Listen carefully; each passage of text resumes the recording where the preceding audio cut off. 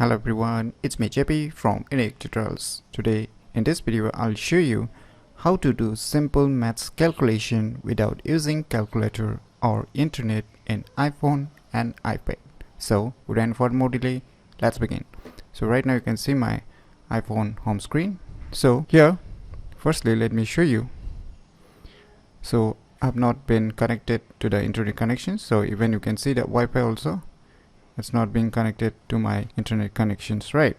So my iPhone device is not connected with any internet connections.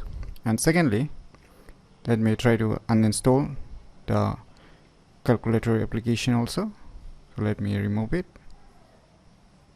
So I have deleted the calculator application also. So now in order to do a simple maths calculation without using calculator or internet in your respective iPhone or iPad, what you need to do is just swipe down to open the spotlight source. Now say I want to do a addition, say 5 plus 5. So you can see here at the above you can see I'm getting the calculations. So you can do different calculations, like let me do a 20